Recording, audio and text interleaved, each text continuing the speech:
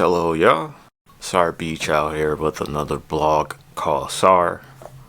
That is me, Sar, a producer extraordinaire, MC enthusiast, and I do a little of that myself. But you're here to check me out, just to hear what I got going on, hear what I got to say about whatever matters there is via media, via tech. So this time around, let's talk about Verzuz. Verzuz is this platform that took us hostage over the pandemic.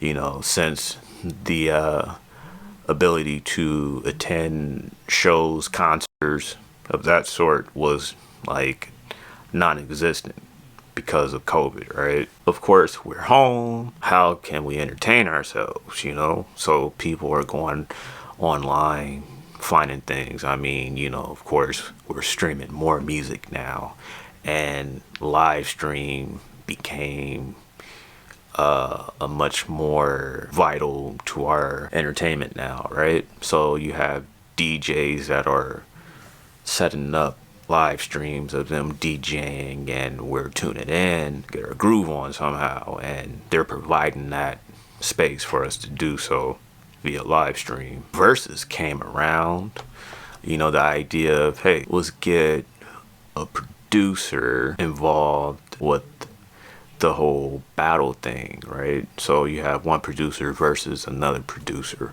or an artist versus another artist, a songwriter versus another songwriter. Put their catalog against each other, see whose catalog best the other. Everyone wins in this scenario because now we're seeing, you know, people we grew up listening to or people we idolize over the years. We're seeing them live in their element, getting down, and numbers are growing up as far as streams, as far as viewership and notoriety. If you're Babyface or Teddy Riley and you notice, hey, you know, these young Gen Z cats are playing our music now, you wonder why. Because of the internet, because of live stream, and because of Verzuz. People might mention their favorites, and so far my personal favorite Verzuz is Big Daddy Kane versus Krs-One. There's a lot of history between the two, and if you're a hip-hop aficionado, hip-hop head, you know these names off bat. You know their history. You know what crews they represent, and you know the battle that took place 35 years ago involving these two crews, and how these two crews were a part of shaping the landscape of hip-hop as we know it today. If that had not took place, who knows where hip-hop would be at this point. So to have them on this stage, Verzuz stage, meant a lot. Their catalog raised a bunch of us.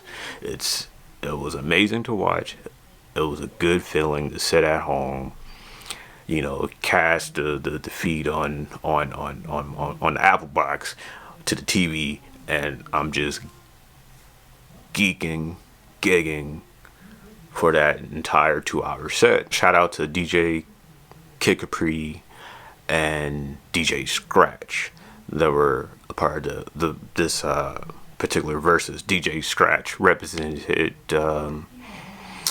Big Daddy Kane, and Kid Capri represented Krs-One. You know, that's, you know, the BDP connection. I throw him in the BDP connection because, you know, he was down with them since what, late 80s, early 90s. The Human Education Against Lies, that's where I saw Kid Capri for the first time. Don't ask me how old I was back then, bro. You know, let's just say I learned how to tie my shoe around that time period. Someone should have the feed. And just watch it, man. You get to hear all their classics. Do I have a winner per se? Big Daddy Kane as a performer, as an MC. Like, as of right now, no one is messing with him, man. No one is touching him.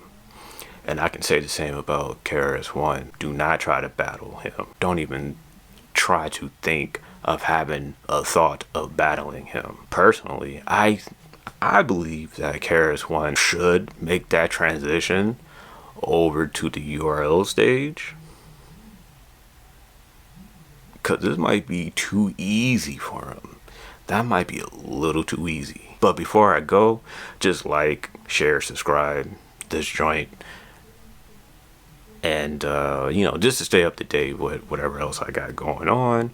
And again, this is just me talking about what goes on around the globe, not trying to push anything to you unless it's time to. But I'm out of here, y'all. Thanks for tuning in. Peace out, or I should say peace in.